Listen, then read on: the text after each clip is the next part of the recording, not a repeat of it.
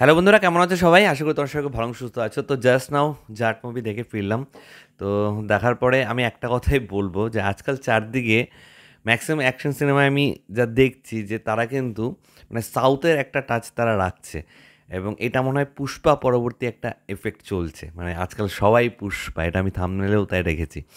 তো যেটা বলার যে এই সিনেমাটা দেখলাম, এবং দেখার পর আমি একটা কথাই বলবো যে দেখো, সিনেমাটা one time watch because of the action sequences. এই সিনেমাতে যে এমন কিছু অ্যাকশন সিকোয়েন্স রয়েছে, সেটা মনে হয় এই মোবাইলের ছোটো পর্দাতে দেখলে মানে কেউ বলবে এটা ফালতু হয়েছে বা দেখা যাচ্ছে না, এরকমই বলে। কিন্তু বড় পর্দায় গিয়ে যদি দেখো অ্যাকশন সিকোয়েন্স, তার পাশাপাশি সানি দেওলের এক্সপ্রেশন, ডায়লগ এবং ব্যাকগ্রাউন্ড স্কোর, অ্যাকশন মানে অ্যাকশন একটু পরপর অ্যাকশন, নন স্টপ অ্যাকশন এই গোটা সিনেমা জুড়ে।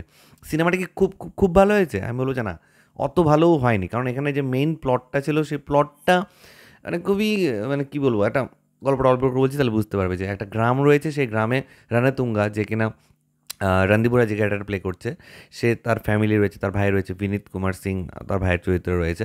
তো তারা সেই গ্রামের উপর প্রচণ্ড অত্যাচার করে, এবং সেখানে সানি দেওল ট্রাভেল করতে করতে সে ট্রেকিংয়ে বেরিয়েছিল। আহ, সে সেখানে যায় এবং সেখানে গিয়ে সে গ্রামের পরিস্থিতি জানতে পারে, এবং ইরানি তেঙ্গার এগেনস্টে সে লড়াই শুরু করে। এটাই হচ্ছে গল্প। তো এখানে এছাড়া একটা পলিটিক্যাল অ্যাঙ্গেল রয়েছে, ইউরেনিয়ামের গল্প রয়েছে, শুরুতে গোল্ডের একটা গল্প রয়েছে। তো মানে বেসিক প্লটটা যেটা, সেখানে কিন্তু আমার মনে হয় যে ইমোশনাল টাচটা আরও বেটার হওয়া দরকার ছিল। এর রাইটিংয়ে যদি ইমোশনাল পার্টটা আরও একটু বেশি রাখা যেত না, তাহলে মনে হয় সিনেমাটা হিটও হয়ে যেতে পারতো। আমার মনে হয় না সিনেমাটা হিট হবে, কোথাও গিয়ে আমার মনে হচ্ছে অ্যাভারেজ হয়ে রয়ে যাবে। কিন্তু একটা যদি ইমোশনাল অ্যাঙ্গেল থাকতো সিনেমাটাতে, তাহলে আই থিঙ্ক মানে সেটা সানি দেওলের ফ্যামিলির অ্যাঙ্গেলও হতে পারতো, বা অন্য কিছু দিয়েও এখনও যেতে পারতো। এখানে গ্রামের একটা ইমোশন রয়েছে, অবভিয়াসলি সেটা কোথাও কোথাও ওয়ার্ক করছে, কিন্তু ইমোশনাল বন্ডিংটা আরও স্ট্রঙ্গার হওয়া দরকার ছিল। কারণ যেভাবে লড়ছে সানি দেওল, সেখানে যদি একটা ইমোশনাল টাচ থাকতো, অসম লাগতো। সেখানে ইমোশনাল টাচ দেওয়া হয়েছে, ফিমেলদেরকে রেখে একটা টাচ রয়েছে, কিন্তু সেটা অতটাও মানে এসে ধাক্কা মারবে বা এরকম করবে সেরকম নয়।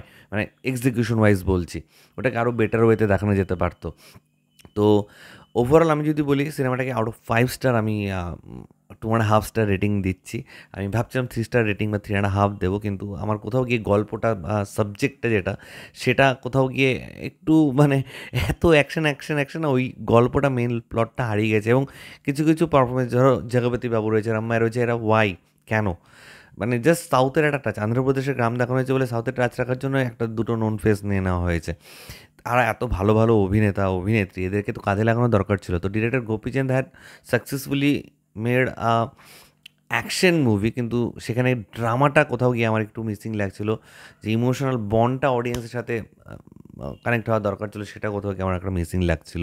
ওভারঅল কিন্তু অ্যাকশন সিকোয়েন্সের জন্য সানি দেওল যা করেছে, সুপারম্যান, হাল্কের মতন লড়েছে। কী করেছে না করে গোটা সিনেমা জুড়ে, খালি এটা বড় পর্দায় গিয়ে দেখো। তার পাশাপাশি আমি ব্যাকগ্রাউন্ড স্কোর, সিনেমাটোগ্রাফি, এটারও তারিফ করব। ইট ওয়াজ অসম অসম অসম। অ্যাকশন সিকোয়েন্সগুলোতে কোনো কথা হবে না, ঠিক আছে? তো এটাই তোমাদের সাথে শেয়ার করার ছিল। তোমাদের কার কী মতামত প্লিজ নিচে কমেন্ট করে জানাও। আমার ভিডিওটা ভালো লেগে থাকলে লাইক বাটন শেয়ার করতে একদম ভুলবে না। চ্যানেলটাকে যারা প্রথমবার দেখছো, নিচে যে রেড সাবস্ক্রাইব বাটনটা আছে, সেখানে ক্লিক করে নাও, পাশে একটা বেল আইকন আছে, সেখানে ক্লিক করে অল অপশনে ক্লিক করে নাও। ঠিক আছে বন্ধুরা, দেখা হচ্ছে নতুন কোনো ভিডিওতে। ভালো থেকো সবাই, সাবধানে থেকো সবাই, লাভ ইউ অল, টাটা।